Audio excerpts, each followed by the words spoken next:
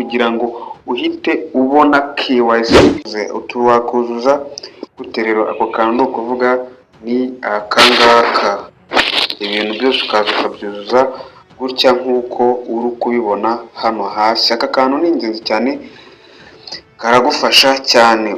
Hey guys, nk'uko mubibona ahangaha turi kuri X ya Ruby Network, umushinga wacu wa Ruby Network, aho uyu munsi batuzaniye amatangazo abiri niyo tugiye kuvugaho kuri update ebyiri uyu munsi batugeneye. Nk'uko uri kubibona iyi update imaze amasaha 7, iyo ngiyo nayo turaza kuza kuyibandaho, ariko hano hasi hari ni update imaze isaha 1 niyo tugiye kwibandaho. Aya makuru cyangwa se izi update twahawe, ndetse n'ingiyi ya gatatu ivuga ku bintu bijyanye na KYC.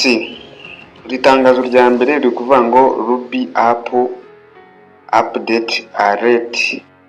Hano bari kuvuga ko uyu munsi ku munsi w'ejo ku itariki 6 ko bazanye indi application, cyangwa se ko bakoze hari ibintu bavuguriye muri application ya Ruby Network.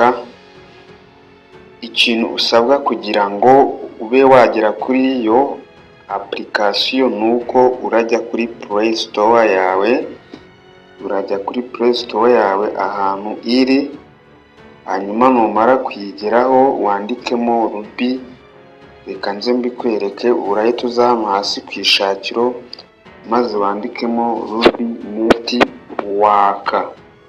Ruby Network nka gutya ukuntu ngiye kubikwereka, network, hanyuma ukore search.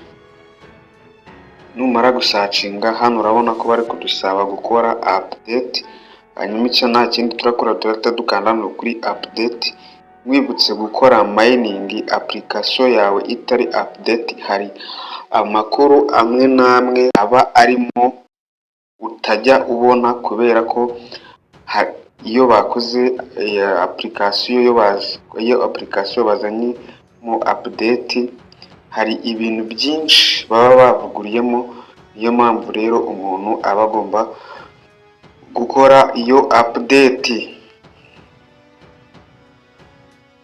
Reka dutegereze gatoya yiyesitare.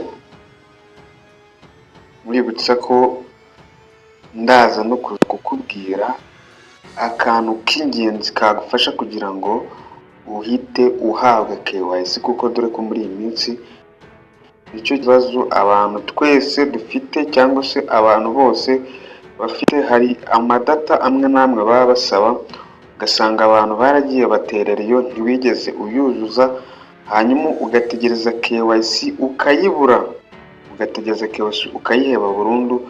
Ariko ndaza kuza kukwereka setting uraza kuza gukora ku buryo KYC urakora iminsi 30, cyangwa se nawe ukitangira uraza kuza guhita ubona KYC ukimara kuzuza za Ruby 30 ndetse n'iminsi 30 ukora mining. Ngewe ndabona mfite internet iri kugenda gake, ariko nawe bitewe na internet ufite iraza kwihuta.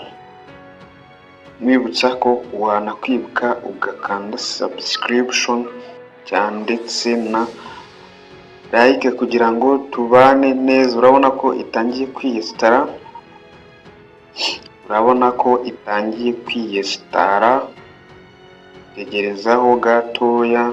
Nimara kwiyesitara urabona ko hari ikintu kiraba cyahindutse. Ahari update haraza kuba open, nk'uko ubibona bise biza. Turahita dukanda hano kuri open. Ngiye kukwereka ya setting ugomba kubanza wakora kugira ngo uzahabwe KYC, kugira ngo uhite uhabwa KYC ucyuzuza Ruby 30 ndetse n'iya minsi 30 ugahita uhabwa invitation KYC. Abantu benshi aka kantu bajya bakirengagiza, kandi ni ingenzi ahantu uraza kuza ugahita unyura, uraza ukanda hano kuri aka kantu k'umuntu hano mu nguni ibumoso, hanyuma uhita ukanda kuri my information. Numara gukanda kuri my information uraza wuzuzemo nk'uko kwamamaza. Murabizi ko iyo tugiye kugira bahita babizanamo, reka dutegereze gato bivemo.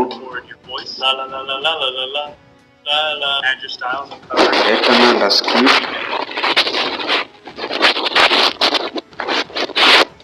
Nk'uko uri kubibona ahangaha aka kantu nanjye nakujuje, nawe niko uraza kuza ukuzuze. Wakuzuza gute rero ako kantu? Ni ukuvuga ni akangaka, ibintu byose ukaza ukabyuzuza gutya nk'uko uri kubibona hano hasi. Aka kantu ni ingenzi cyane, karagufasha cyane. Uko ubyuzuza rero, hano hejuru baravuga ngo last name.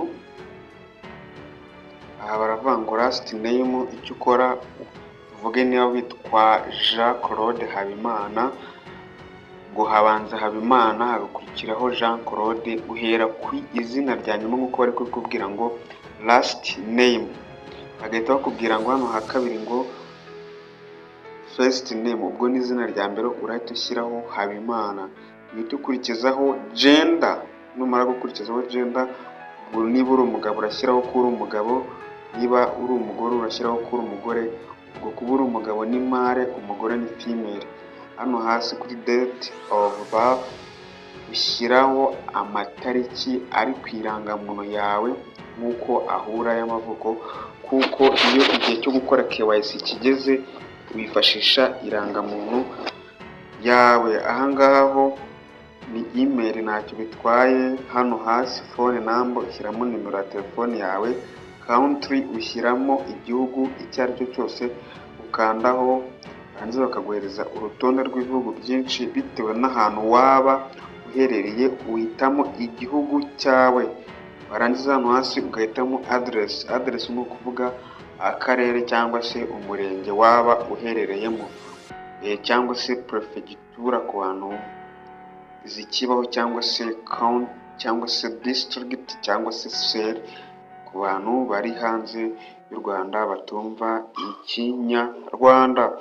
Hanyuma rero iyo umaze kubyuzuza uhita ukanda kuri confirm, bagahita bakubwira ngo genzura neza urebe ko ibintu wabikoze neza, kuko nta yandi mahitamo uzigera ubona yo kugira ngo ube wabisubiramo, hanyuma ugahita ubyemeza, bigahita biza bikamera nk'uku nguku kwanjye. Ubu ngubu ahangaha nta kindi kintu nahindura.